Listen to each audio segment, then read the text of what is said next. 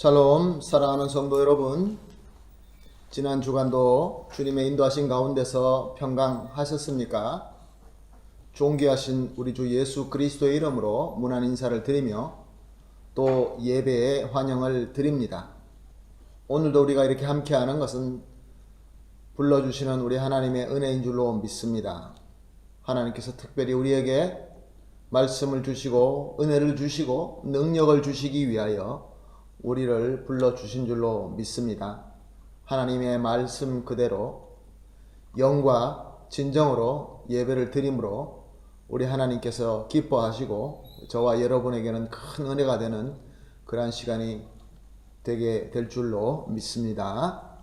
예배를 드리기 전에 먼저 광고 말씀을 드리겠습니다. 코비드-19 감진 상태가 계속 높습니다.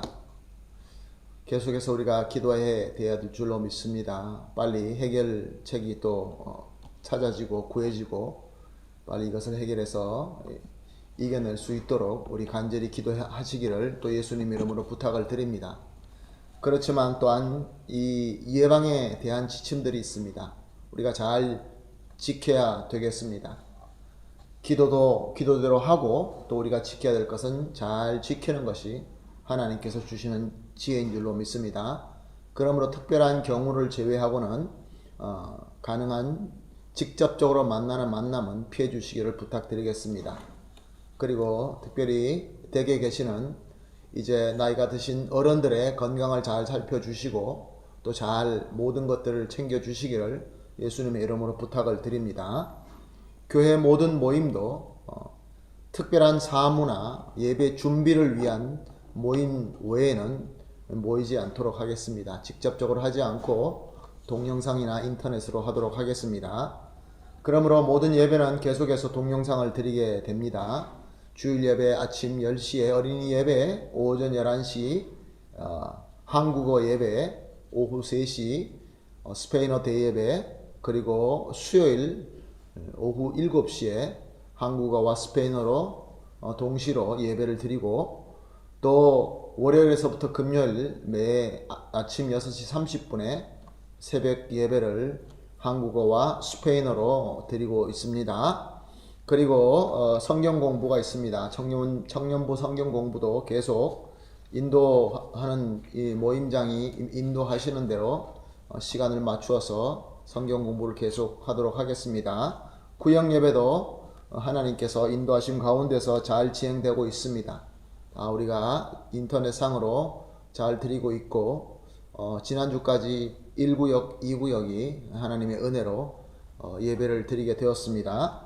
여러분들 주보에 나오신 그 순서대로 잘 준비해 주셔서 다른 구역들도 은혜 가운데 같이 우리가 서로 만나고 말씀을 나누고 기도하는 그러한 구역 예배가 되기를 협조해 주시고 기도해 주시기를 부탁드리겠습니다. 계속해서 우리 이웃을 살펴보시고 전화해 주시고 축복 기도 또 축복 메시지를 전화로 아니면 또 카톡이나 여러 가지 인터넷 상으로 나누어 주시기를 부탁을 드리겠습니다. 또 그러면서 주변에 많이 어려운 분이 있을 수 있습니다. 도움이 필요한 분들이 있을 수 있으니까 그런 분들을 살펴주시고 또 교회적으로 도와야 되는 그러한 일이라고 한다면은 교회 사무실로 알려주시면 감사하겠습니다. 지난 8월 15일은 우리나라의 광복절이었습니다. 1945년 8월 15일 우리나라가 일제에서 해방된 광복절로 보냈습니다. 그리고 오늘은 우리 사랑하는 귀한 어린이날입니다. 우리 어린이들에게 예수님의 이름으로 축복합니다. 여러분들이 우리 어린이들에게 축복 기도해 주시고 또 이렇게 좋은 메시지를 주시는 그러한 오늘이 되기를 예수님의 이름으로 또한 부탁을 드립니다. 이제 우리 다 같이 모든 마음과 정성을 모아서 8월 9일 주일 예배 드리도록 하겠습니다. 다 같이 마음을 모으고 경건하게 기도하겠습니다. 다 같이 기도합니다. 내가 여호와를 찬송하리니 그는 높고 영화로우시며 말과 그 탄자를 바다에 던지셨음이로다. 여호와는 나의 힘이요 노래이시며 나의 구원이시로다. 그는 나의 하나님이시니 내가 그를 찬송하리로다. 아멘. 사랑이 풍성하신 하나님 아버지, 오늘도 우리 주님 예수님의 공로와 은혜로 말미암아 하나님의 자녀된 백성들이 귀하게 구별된 이 시간에 예수님의 이름으로 정성껏 예배를 드립니다. 우리에게 정결한 마음, 새로운 마음, 정직한 영을 주시옵소서. 그리고 이 예배를 온전히 주장하여 주시옵소서. 그러므로 말미암아 하나님께 합당한 예배가 되게 하시며 우리에게는 주님의 사랑으로 위로와 치유와 능력을 받는 기쁨의 시간이 되게 하여 주시옵소서. 감사하며 예수님의 이름으로 기도합니다. 아멘. 다 같이 우리 사도신경으로 신앙 고백하도록 하겠습니다. 신앙 고백합니다. 전능하사 천지를 만드신 하나님 아버지를 내가 믿사오며 그 외아들 우리 주 예수 그리스도를 믿사오니 이는 성령으로 잉태하사 동정녀 마리아에게 나시고 본디오 빌라도에게 고난을 받으사 십자가에 못 박혀 죽으시고 장사한 지 사흘 만에 죽은 자 가운데서 다시 살아나시며 하늘에 오르사 전능하신 하나님 우편에 앉아 계시다가 저리로서 산자와 죽은 자를 심판하러 오시리라. 성령을 믿사오며 거룩한 공회와 성도가 서로 교통하는 것과 죄를 사하여 주시는 것과 몸이 다시 사는 것과 영원히 사는 것을 믿사옵나이다. 아멘. 이제 우리 다 같이 감사하는 마음, 경배드리는 마음으로 찬송가 43장 즐겁게 안식할 날 하나님 앞에 찬송하겠습니다. 43장 찬송하십니다.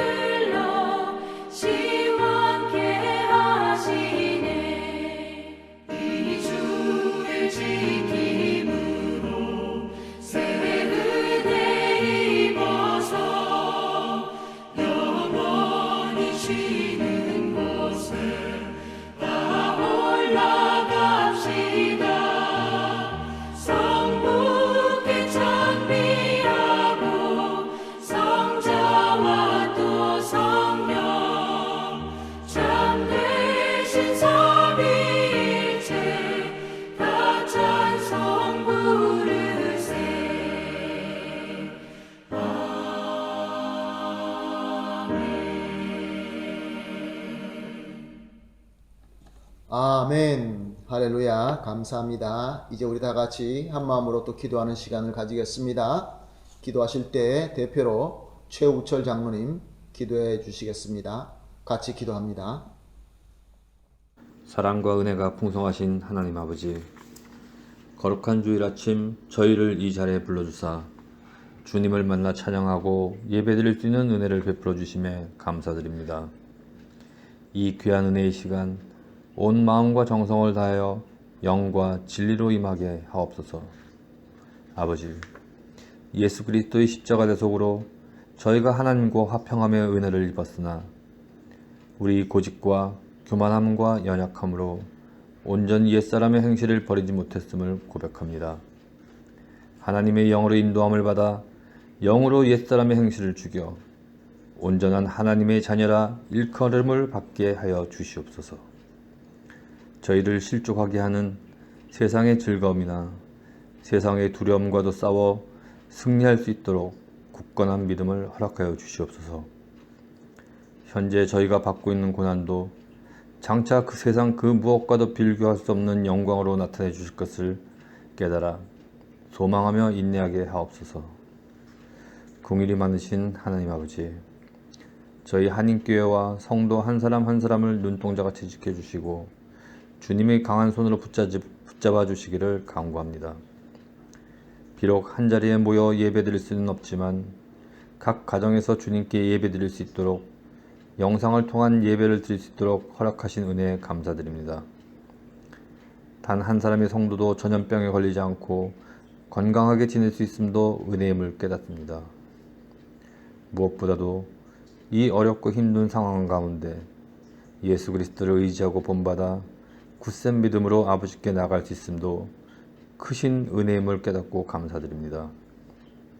이 격리기간 동안 믿음이 침체되었거나 흔들리는 성도들에게는 크신 은혜로 하나님을 향한 열정과 믿음을 회복시켜 주시옵소서. 건강이 안 좋은 성도들에게는 주님께서 직접 어루만져 주사 병상에서 털고 일어나 하나님을 찬양하며 경배드릴 수 있는 은혜를 허락하여 주시옵소서. 말씀을 전하는 백진국 목사님께 성령 충만함을 허락하사 오직 성경에서 말씀하신 대로 존엄한 하나님의 말씀을 선포케 하시고 하나님께서 명하신 사명을 감당하기에 부족함이 없도록 능력과 지혜와 은혜를 베풀어 주시옵소서. 인자하신 하나님 아버지, 저희 작은 순종에도 하늘 문을 여시는 큰 사랑을 잊지 않게 하여 주시옵소서. 없어지고 소멸되는 세상 것에서 위안을 찾지 않게 하시고 오직 우리를 붙잡으신 능하시고 강하신 아버지 손길 안에서만 아버지를 경외하고 기뻐하게 하여 주시옵소서. 우리가 날마다 죽어 하나님께 영광이 되게 하옵소서. 이 예배의 시종을 주님께 맡기며 구원자이신 예수 그리스도의 이름으로 기도드립니다. 아멘. 아멘. 감사합니다. 우리 장로님의 귀한 기도가 우리 주 예수 그리스도의 이름으로 이루어지게 될 줄로 믿습니다. 오늘 우리가 함께 보실 말씀은 잠언서입니다. 잠언서 22장 6절 말씀, 한 절 말씀 우리 함께 보시도록 하겠습니다. 잠언 22장 6절 말씀입니다. 마땅히 행할 길을 아이에게 가르치라. 그리하면 늙어도 그것을 떠나지 아니하리라. 아멘. 샬롬, 할렐루야.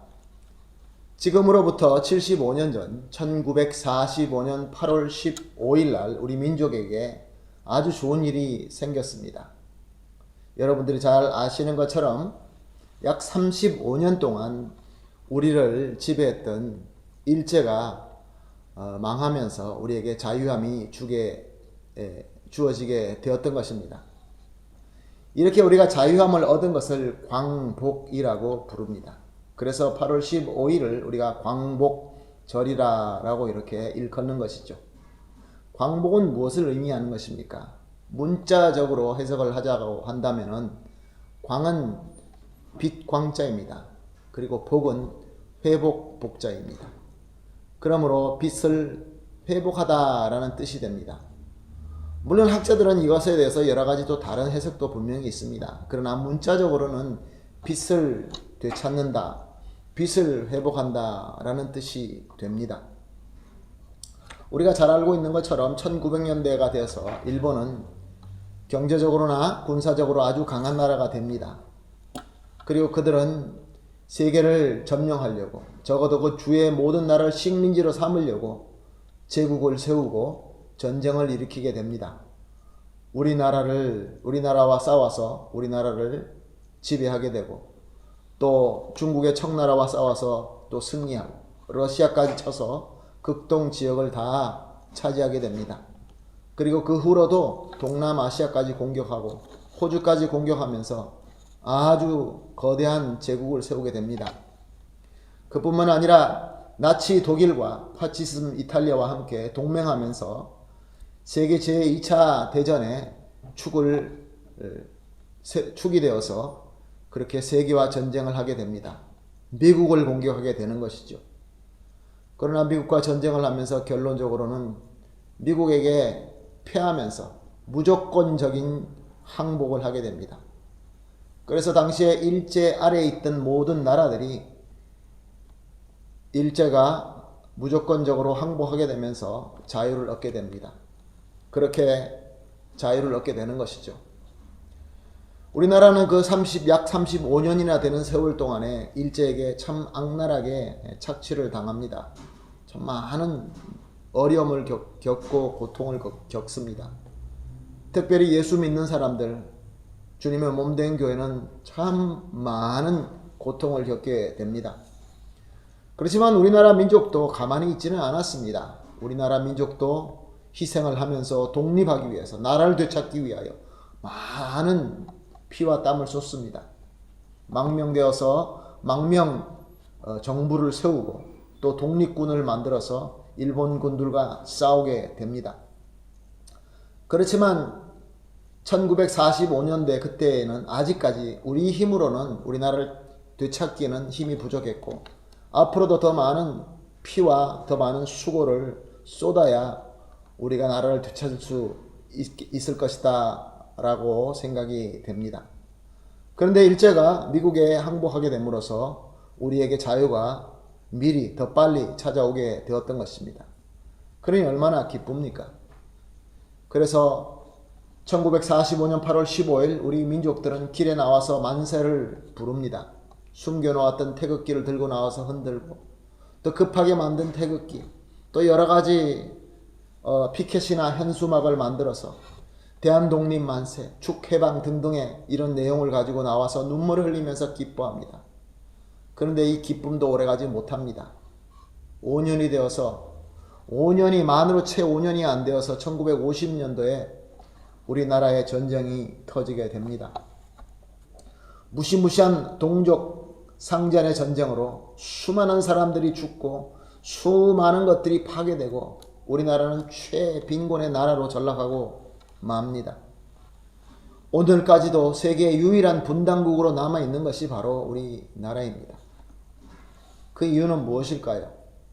우리에게 이렇게 귀한 선물이 광복이라는 선물이 떨어졌는데 그런데 그것을 지키지 못하고 이렇게 나누어져서 오늘까지도 전쟁이 끝나지 않은 이런 상태에서 있는 이유는 무엇일까요?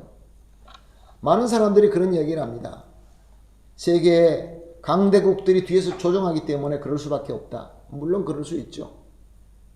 또 우리는 서로 이념과 사상이 달라서 그래서 서로 미워하고 증오할 수밖에 없다. 맞습니다. 그럴 수도 있습니다. 근데 제가 봤을 때는 그거보다 더 큰 문제가 있는 것 같습니다. 그것은 다른 것이 아니라 우리가 너무 어리석다는 것입니다. 같은 형제, 같은 피를 나눈 민족임에도 불구하고 여러 가지 이유를 통해서 미워하고 서로 죽이려고 하는 그런 분노 이런 것들이 사라지지 않고 오히려 날이 가면 갈수록 이것이 더 높아지는 것이 우리의 현실입니다. 안타깝기 짝이 없습니다. 너무나 많은 피를 흘렸고 너무나 많은 땀을 흘렸는데도 아직까지도 좋은 희망의 빛이 보이지 않고 있어서 참 많이 안타깝고 기도의 제목이기도 합니다. 성경을 보게 되면 이렇게 같은 형제임에도 불구하고 서로 미워하고 분노하여서 피를 흘리고 싸우고 죽이는 얘기가 참 많이 나옵니다. 창세기에서부터 가인과 아벨이 그랬습니다. 에서와 야곱이 그랬고 나중에 이스라엘이 북이스라엘과 남유다로 나누어져서도 똑같았습니다. 서로가 같은 민족인데 같은 형제임에도 불구하고 서로 무엇인가 안 맞는다고 해서 그것으로 서로 미워하고 분노하고 서로 피를 흘리는 그러한 일들이 일어나게 되었던 것이죠. 야곱의 예를 한번 봅시다. 야곱이 오랫동안 이방 생활을 하면서 고생하면서 겨우 가정을 이루고 또 하나님께서 축복하셔서 부를 이루고 그래서 고향으로 돌아오게 됩니다. 얼마나 좋았을까요? 얼마나 가족들이 보고 싶었을까요? 근데 에서의 반응은 어땠습니까? 에서는 400명의 군대를 몰고 살기 등등하게 동생을 찾아서 달려옵니다. 정말로 이제는 형제들 간에, 아니 에서의 일방적인 살상으로 끝날 것 같은 그러한 스토리가 있습니다. 문제가 무엇입니까? 맞습니다. 야곱이 잘못했습니다. 야곱이 속였습니다. 아버지를 속이고 형을 속였습니다. 장자에게 주어지는 축복을 가로챘습니다. 그런데 그것이 그 잘못이 동생을 죽일 수밖에 없는 그러한 큰 이유가 됩니까? 시간도 많이 지났고 이제는 모든 것들이 너무나 많이 흘러갔는데 그럼에도 불구하고 에서의 마음에는 분노만 있었던 것입니다. 죽이고 싶은 마음만 있었던 것입니다. 그렇지만 또한 형제들 가운데, 아니 서로 간에 아름다운 사랑의 얘기도 성경에 많이 또 기록되어 있습니다. 그 중에서 한 얘기를 소개할까 합니다. 사무엘상 18장 1절 말씀입니다. 사무엘상 18장 1절은 이렇게 기록되어 있습니다. 다윗이 사울에게 말하기를 마침에 요단의 마음이 다윗의 마음과 하나가 되어 요나단이 그를 자기 생명같이 사랑하니라. 같은 사무엘상 18장 3절과 4절 말씀입니다. 요나단이 다윗을 자기 생명같이 사랑하여 더불어 언약을 맺었으며 요나단이 자기가 입었던 겉옷을 벗어 다윗에게 주었고 자기의 군복과 칼과 활과 띠도 그리하였더라. 아멘. 요나단과 다윗, 이들은 너무나 서로가 처지가 다른 사람들이었습니다. 요나단은 당시의 왕, 사울 왕의 장자였습니다. 다윗은 저 시골 베들레헴이라는 시골에서 양을 치던 목자 이새의 막내 아들이었습니다. 하나는 왕의 장자, 하나는 가난한 목동의 막내 아들, 자기 아버지와 형들이 인정하지도 않는 그러한 작은 자, 그리고 또 그들의 나이 차이가 또 굉장히 많이 났습니다. 당시에 다윗이 왕자리에 올랐을 때 그때가 35살이라고 성경은 증거하고 있습니다. 그때에 사울의 막내 아들 이스보셋을 만나게 됩니다. 사울은 아들이 4명이 있었습니다. 그 중에 막내 아들이 이스보셋이었는데 이스보셋이 다윗보다 5살이 많은 40세였습니다. 그러니 사울의 첫째 아들, 4번 올라가서 첫째 아들 요나단과 다윗의 나이 차이는 얼마나 났을까요? 사울이 2년 터울로, 만약에 평균적으로 2년 터울로 자녀를 낳았다고 한다면 적어도 8년, 10년 차이는 있었을 것입니다. 어쩌면 10년보다 더 차이가 났을지도 모르겠습니다. 10년 이상의 차이가 나는 그런 나이였습니다. 다윗이 당시에 10대 후반, 20대 초반이라고 생각하면은 요나단은 30대, 적어도 30대 초반, 어쩌면 40대, 30대 초반에 40대에 그 이미 장성한 사울왕의 장자, 이제 겨우 어른이 되어가며 정말로 별 볼 일 없는 집안에서 목동 출신인 다윗과 그들 관계에 어떻게 친할 수 있겠습니까? 친하기가 참 어려운 관계였습니다. 그리고 그뿐만이 아닙니다. 요나단은 사울왕의 장자로서 앞으로 아무 일 없으면 이스라엘의 다음 차기의 왕이 될 사람입니다. 그런데 다윗은 사무엘 선지자가 가서 기름을 부음으로 차후에 왕으로 예정된 자입니다. 내가 왕의 아들로서, 장자로서 왕이 되어야 되는데 정말로 별 볼 일 없는 시골의 청년 하나가 당시에 선지자가 가서 기름을 부어서 다음에 왕이 된다고 하면은 친해질 수가 과연 있겠습니까? 신분 차이도 많이 차이 날 뿐만 아니라 서로 가까이 하기보다는 제거해야 될 대상으로 밖에 보이지 않는 그 다윗과의 요나단 관계가 서로가 마음이 하나가 되어서 자기 생명과 같이 사랑했다는 것입니다. 그리고 요나단은 무엇을 줍니까? 자기 겉옷을 주었다고 합니다. 요즘과 같이 내가 입고 있는 겉옷을 갖다가 그냥 이렇게 선물 주는 그런 정도가 아닙니다. 한 나라의 왕자로서, 세자로서, 왕이 될 사람으로서 입는 그 겉옷, 귀한 존귀한 옷을 갖다가 벗어준 것입니다. 그리고 보니까 군복과 칼과 활과 띠를 주었다고 합니다. 사무엘서를 보게 되면은 당시 이스라엘에서 철로 된 칼을, 검을 가지고 있는 사람은 사울과 요나단밖에 없었습니다. 그때 당시는 청동기에서 철기로 넘어오는 때였습니다. 그러므로 철로 된 무기를 가지고 있다는 것은 정말로 어마어마한 무기를 가지고 있게 되는 것이죠. 이스라엘 전체에 철로 된 칼을 가진 사람이 사울왕과 요나단밖에 없었는데 요나단이 자기가 가지고 있는 귀한 그 무기, 강력한 무기를 다윗에게 선물로 주었다는 것입니다. 자기에게 귀한 것을 선물로 주었다는 것입니다. 그런데 사울은 어땠습니까? 사울은 당연히 다윗을 미워했습니다. 다윗을 죽이려고 했습니다. 사실 다윗은 사울에게는 특별한 사람입니다. 왜냐하면 충성스러운 군인일 뿐만 아니라 자기 사위였습니다. 그럼에도 불구하고 왕자리를 차지하게 된다고 하니까 왕으로 기름 부음을 받았다는 것을 알게 되고, 그리고 사람들에게 많은 인기를 끌고 있다는 것을, 자기보다 더 백성들이 사랑한다라는 것을 알기 때문에 다윗을 제거하려고 했던 것입니다. 그러면은 사울 왕이 다윗을 갖다가 죽이려고 했던 이유가 타당합니까? 사무엘상 18장 10절에서 12절 말씀 보시겠습니다. 사무엘상 18장 10절에서 12절 말씀입니다. 그 이튿날 하나님께서 부르시는 악령이 사울에게 힘있게 내리매 그가 집안에서 정신없이 떠들어대므로 다윗이 평일과 같이 손으로 수금을 타는데 그때 사울의 손에 창이 있는지라 그가 스스로 이르기를 내가 다윗을 벽에 박으리라 하고 사울이 그 창을 던졌으나 다윗이 그 앞에서 2번 패하였더라. 여호와께서 사울을 떠나 다윗과 함께 계심으로 사울이 그를 두려워한지라. 사울이 다윗을 죽이려고 하는 외적인 이유는 무엇이었습니까?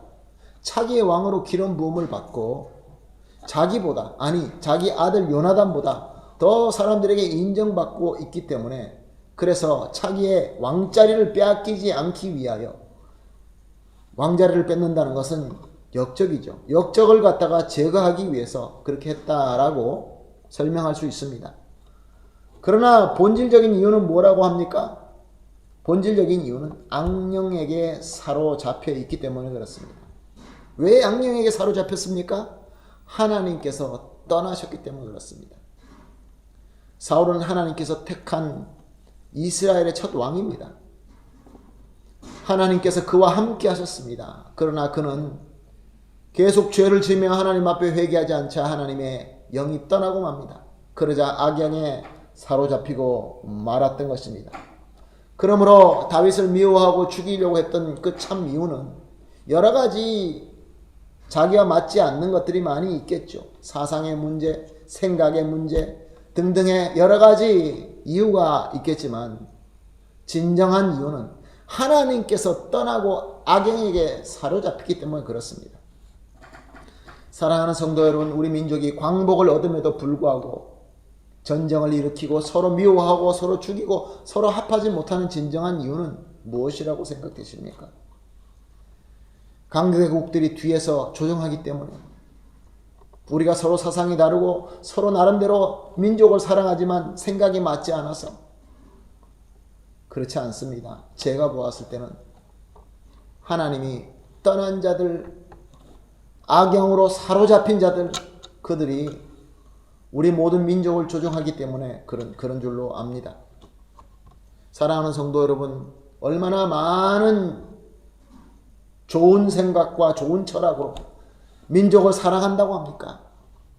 우리는 이렇게 돼야 된다라고 주장합니다. 이렇게 하지 않으면 민족이 망칠 수 있다고 합니다.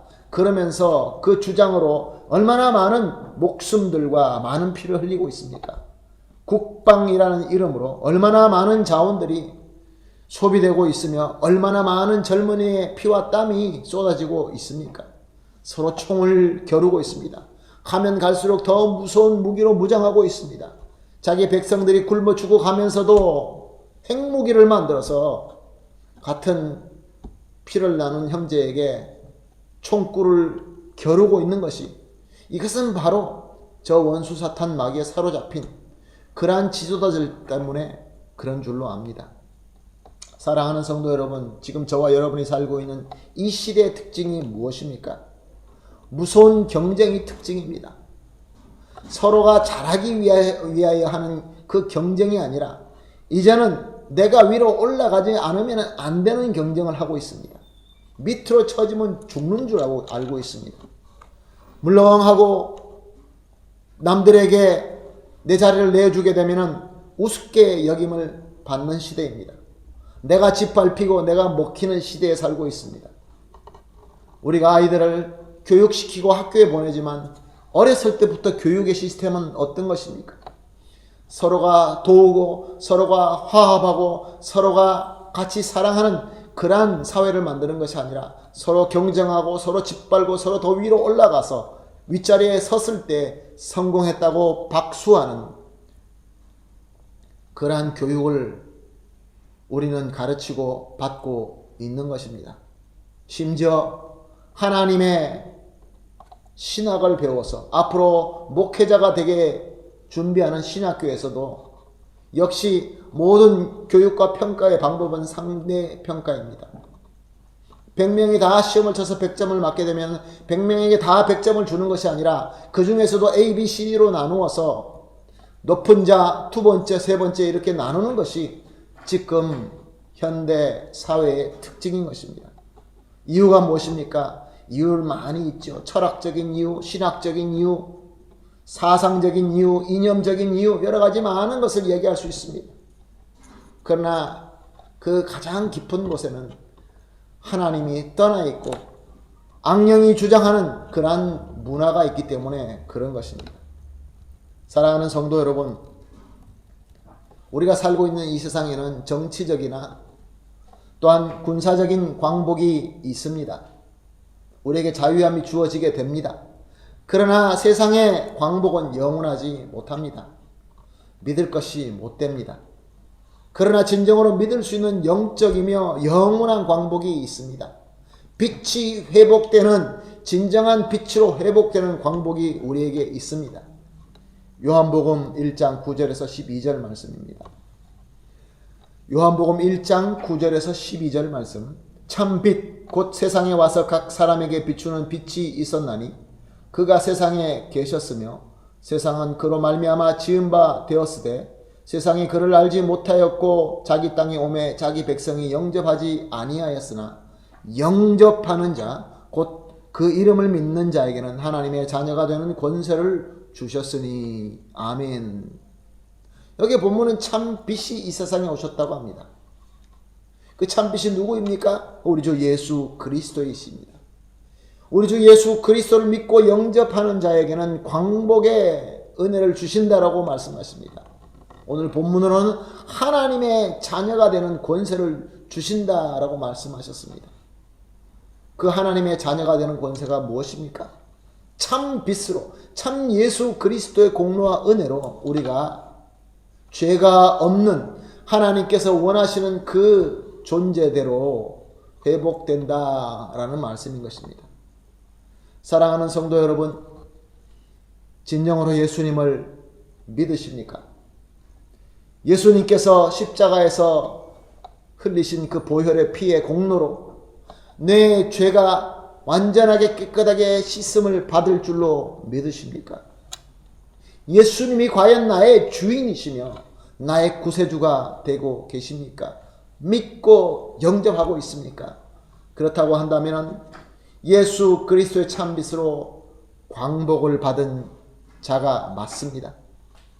예수를 믿고 구세주로 영접하고 예수님의 빛으로 광복된 자라고 믿으신다고 한다면, 확실히 믿으신다고 한다면 우리 다 같이 아멘 하십시다. 확신을 가지고 합니다. 아멘. 할렐루야.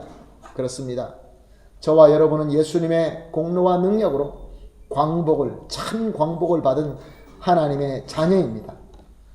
그래서 예수님께서는 이 새로운 자녀들에게, 광복된 자녀들에게 새 계명을 주십니다.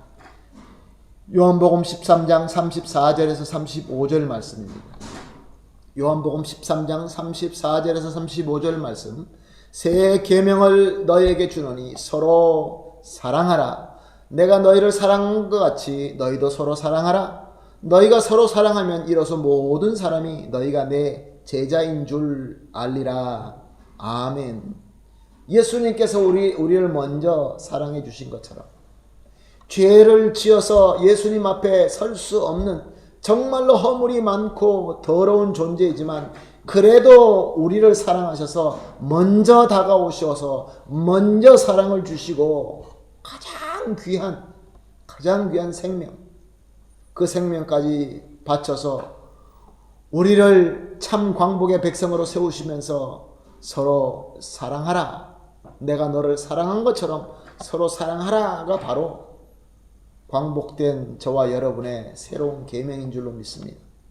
요나단이 다윗을 사랑하며 비록 내가 당연히 받아야 될 왕 자리가 저 친구가 받게 되지만 그것이 하나님의 뜻임을 인정하고 깨닫고 순종하는 마음으로 사랑하고 나의 가장 귀한 것까지 다 내어줄 수 있는 그 요나단의 사랑, 예수 그리스도로 말미암아 완전하게 이루어진 이 사랑, 그 사랑을 우리가 받은 것처럼 다른 사람들에게도 사랑을 받을 만한 그러한 공로가 없음에도 불구하고 너희들은 서로 사랑하라. 이것이 바로 새 계명인 것입니다.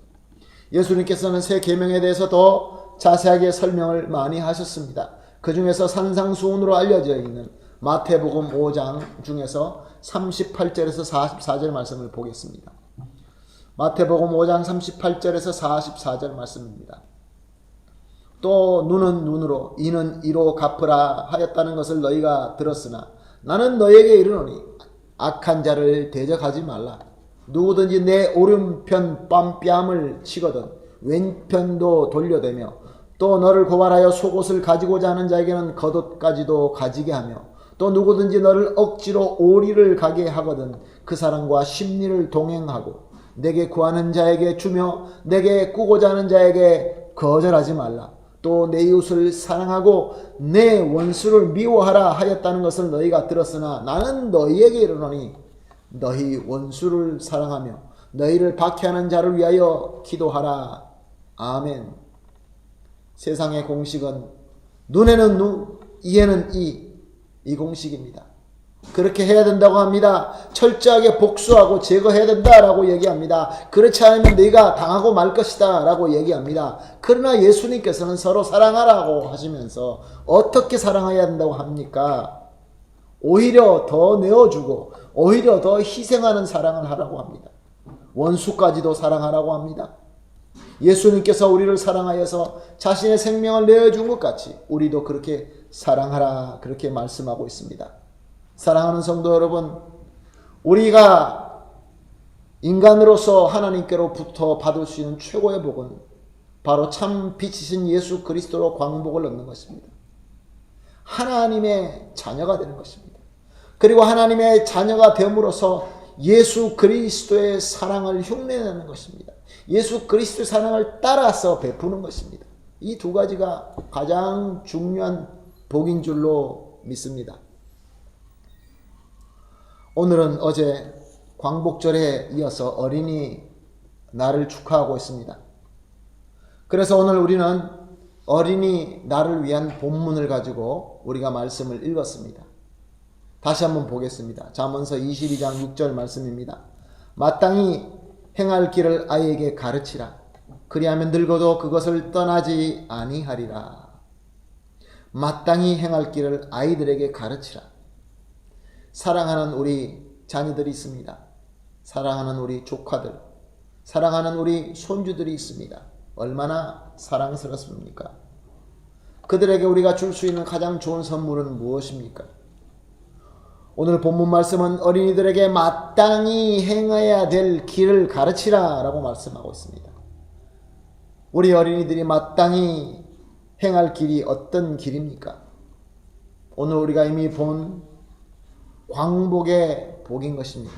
참빛인 예수님으로 광복을 받아서 예수 그리스도를 나의 구세주로 영접하고 믿으면서 하나님의 자녀가 되어서 하나님께서 주신 능력으로 예수 그리스도의 사랑을 베푸는 것입니다. 하나님을 사랑하며 이웃을 사랑하며 나아가서 내 원수까지도 사랑하며 내가 가진 가장 귀한 것을 나누어 줄 수 있는 그러한 사랑의 길인 것입니다. 바로 이것을 우리가 우리 자녀들에게 가르쳐야 되는 것입니다. 유대인에게도 광복절이 있습니다. 유대인에게 광복절은 즈만 헤루테누라고 합니다. 이것을 번역하게 되면은 우리의 자유의 때라는 소리입니다. 자유함을 얻은 날이죠. 그때가 언제입니까? 바로 6월절이죠. 그것을 베사흐라고 합니다. 넘어갔다라는 뜻입니다.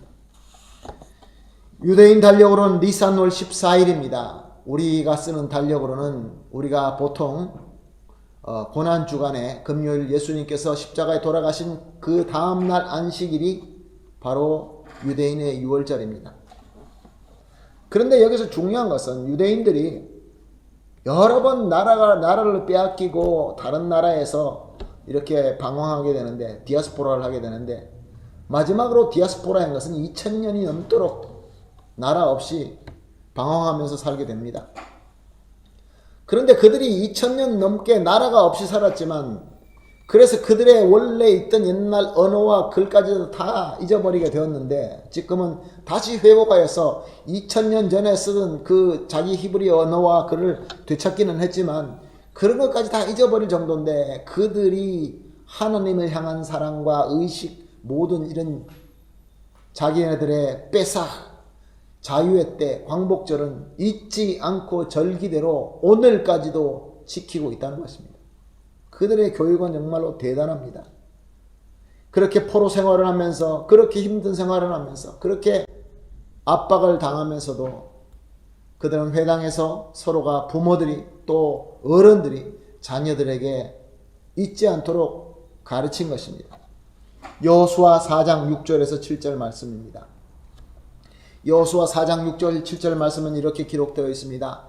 이것이 너희 중에 표징이 되리라. 후일에 너희 자손들이 물어 이르되 이 돌들은 무슨 뜻이냐 하거든 그들에게 이르기를 요단물이 여호와의 언약궤 앞에서 끊어졌나니 곧 언약궤가 요단을 건널 때에 요단물이 끊어졌으므로 이 돌들이 이스라엘 자손에게 영원히 기념이 되리라 하니라. 아멘.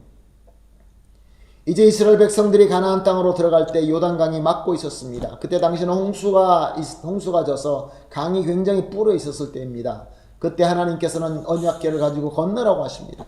그때 강이 끊어집니다. 다 건너고 난 다음에 하나님께서 말씀을 주십니다. 각 지파마다 저 강 바닥에 있는 돌을 하나씩 가지고 와라.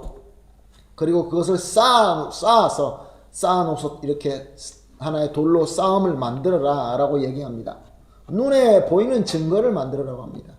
왜 그렇습니까? 자녀들이 지나가다가 저거는 무엇입니까? 왜 이렇게 돌을 저렇게 쌓아놨습니까? 물어보았을 때 하나님의 능력으로 하나님의 빛으로 회복된 역사를 너희들은 가르치라 이렇게 말씀하고 있습니다. 무엇을 의미하는 것입니까? 우리는 머리에 메모리로 배우는 것은 시간이 지나면 잊기 마련입니다. 또한 시간이 지나면은 왜곡되기 마련입니다. 그러나 우리의 몸으로 스스로 배운 것은 잊어버리지 않습니다. 어렸을 때 우리가 자전거 타는 것을 배웁니다. 수영하는 것을 배웁니다. 그리고 오랫동안 하지 않습니다. 나중에 어른이 되어서 나중에 더 나이가 먹어서도 자전거가 있으면 탈 수 있습니다. 수영을 할 수 있습니다. 이렇게 몸으로 배운 것은 잊어버리지 않는 것입니다. 그리고 몸으로 배우는 것을 가장 잘하는 시기가 바로 어린이 때인 것입니다. 어른이 되어서 수영을 배우고 어른이 되어서 자전거를 배우게 되면은 어렸을 때 배운 자하고 차원이 전혀 틀립니다. 모든 가르침은 다 똑같습니다. 언어도 마찬가지입니다. 어렸을 때 배운 언어, 몸으로 배운 언어, 나이가 먹어서 우리가 머리로 배운 언어 차이가 얼마나 많이 납니까? 이렇게 몸으로 배워야 된다는 것입니다. 몸으로 된 증거로 배우고 가르치는 이 교육이 바로 유대인의 교육인 것입니다. 사랑하는 성도 여러분, 우리가 광복에 된 그 예수 그리스도로 광복받은 이 귀한 복, 사랑하는 복, 이 모든 이 귀한 가르침, 우리 자녀에게 그 길을 가르쳐야 됩니다. 근데 이것은 앉아서 책상머리에 앉아서 글로 가르치는 것이 아니라, 물론 글로도 가르쳐야 되겠지만 우리의 몸으로, 우리의 생활로, 우리의 삶으로 가르쳐야 되는 것입니다. 우리 아이들은 아무것도 안 보는 것 같지만 다 보고 있습니다. 이런 재미있는 얘기가 있습니다. 한 교회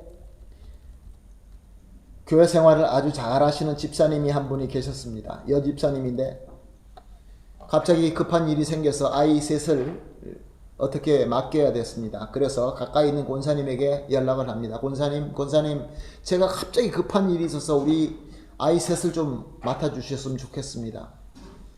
그럼 뭘 하면 됩니까? 이 시간이 되면은 그냥 먹을 음식만 차려주시면 되겠습니다. 그러면 제가 돌아오면은 그때 우리 권사님 그때까지만 봐주시면 되겠습니다. 그래서 권사님께서 쾌히 승낙을 하고 그 아들 그 집사님 댁으로 갔다고 합니다. 갔더니 3명의 아이가 있는데, 나이 어린 아이들이 이렇게 3명 올망졸망 있는데, 이제 권사님이 있는 음식 다 이렇게 내놓고 밥상을 아주 이렇게 아름답게 차립니다. 그리고 권사님은 아이들에게 이야기를 합니다. 얘들아, 우리가 식사하기 전에 어머니가 식사하실 때마다 하던 것 누가 할 수 있을까? 한번 해봐. 권사님의 의도는 무엇이었을까요? 교회에서도 신앙생활 잘 하시는 거 보니까 아마 집에서도 아이들 잘 가르칠 거야. 아마 기도를 식사할 때는 꼭 하실 거야. 아이들한테 기도하자 그러면 아이들이 기도하겠지 라는 그런 마음을 가지고, 얘들아, 너희 어머니가 식사하기 전에 하던 그 말을 갖다가, 그 행동을 갖다가 누가 해볼래? 그랬더니 아이들이 쭈삣쭈삣 하는 것입니다. 그러면서 그 중에 큰아이가, 권사님 꼭 해야 됩니까? 꼭 하면 되지, 뭐가 문제가 있어? 한번 해봐. 그래서 큰아이가 용기 내어서, 그러면 권사님이 하라고 하니까 하겠습니다. 그러면서 하는 말이, 야, 이 무엇 같은 놈들아, 빨리빨리 밥이나 처먹고 빨리빨리 치워. 그렇게 얘기했다고 합니다. 무슨 얘기입니까?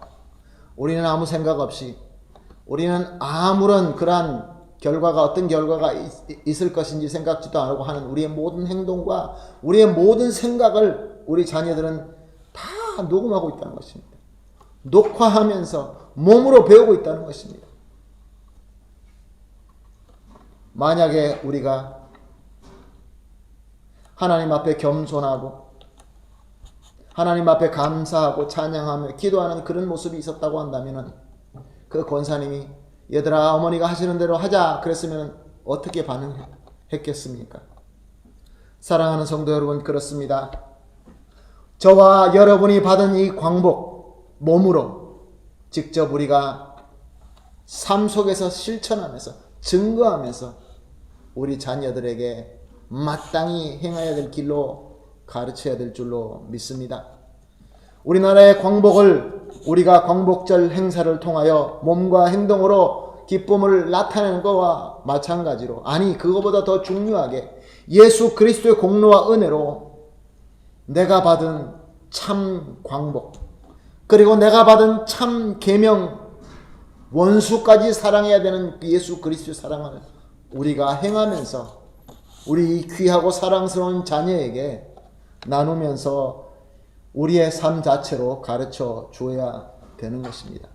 사랑하는 성도 여러분, 그렇게 되면 지금 우리 세대도 참 빛으로 회복됨으로 말미암아 기뻐하며 찬양하는 삶을 살 수 있을 뿐만 아니라, 나아가서 우리 다음 세대들도 그들은 더 크고 더 위대한 믿음을 가지고 더 큰 참빛을 가지고 기쁨으로 찬송하게 될 줄로 믿습니다. 아멘. 이런 찬양이 있습니다. 아름다운 마음들이 모여서 주의 은혜 나누면 예수님 따라 사랑해야지 우리 서로 사랑해. 우리 오늘 설교를 마치면서 이 찬양을 같이 한번 부르시고 제가 마무리 기도를 하도록 하겠습니다. 다 같이 찬송하겠습니다.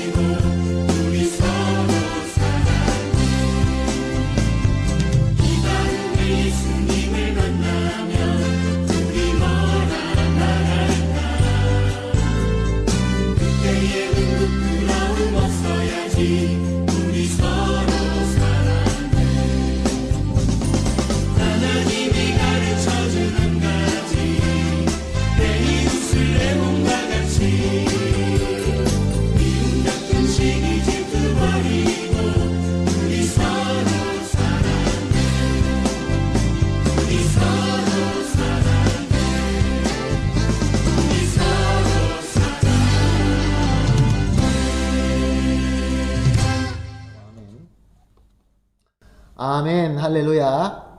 우리 고백대로 사랑이 넘치는 우리 교회 가정이 될 줄로 믿습니다. 이제 기쁜 마음으로 감사하는 마음으로 봉헌하도록 하겠습니다. 봉헌할 때 찬송가 430장 주와 같이 길 가는 것 찬송하면서 헌금하시도록 하겠습니다.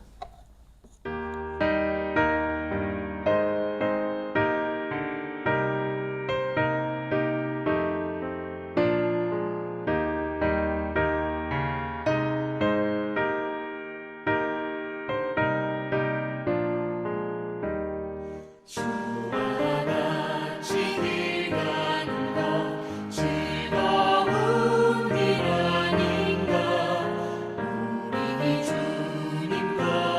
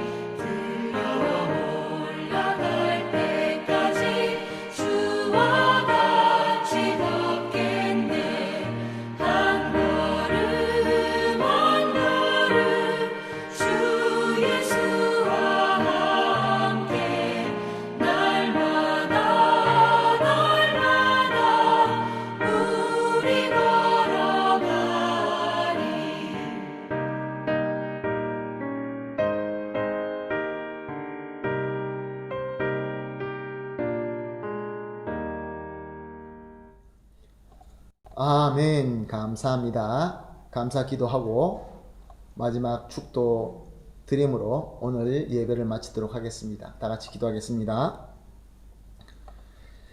하늘의 신령한 지혜와 말씀과 성령님의 감동하심으로 은혜를 주시니 감사합니다. 오늘도 우리에게 주신 열매 가운데 겸손한 마음으로 구별하여 하나님께 드립니다. 우리의 이 정성을 기쁘게 받아주시며 드리는 마음과 손길 위에 하나님의 풍요로움으로 채워주셔서 절대로 부족함이 없게 하여 주시옵소서. 드려진 이 헌금과 이 정성이 주님의 피로 사신 교회와 주님의 나라와 주님께서 맡겨주신 귀한 사명을 위하여 올바르고 아름답게 사용되게 하여 주셔서 오직 하나님의 영광만 나타나게 하여 주시옵소서. 어려운 때를 지나고 있습니다. 그래서 힘들어 기도하는 성도의 기도가 있는 줄로 압니다. 그러나 사랑의 주님의 능력을 믿고 이 간절한 기도가 이루어질 줄로 믿습니다. 하나님께서 하나님의 빛의 문으로 열어주시고 우리에게 참 위로와 참 해결의 복이 있게 하여 주심으로 말미암아 하나님 앞에 감사와 기쁨의 찬송이 넘치게 하여 주시옵소서. 예수님의 이름으로 기도합니다. 아멘. 이제는 우리 주 예수 그리스도의 극진하신 은혜와 주권자 하나님 아버지의 무한하시고 완벽하신 사랑과 항상 함께 하시는 성령 하나님의 충만하게 임재하시고 교통하심이 이제 참빛이신 예수 그리스도의 공로와 은혜로 회복됨을 감사하며 이 빛의 은혜를 자녀에게 몸으로 본으로 가르치기를 결심하여 두 손을 모으고 겸손히 머리 숙이시는 우리 모든 성도님들과 그의 귀한 가족들과 또 우리의 사랑하는 어린이들과 연관된 모든 분들과 하시는 일 위에 지금으로부터 영원토록 함께 있을지어다. 아멘.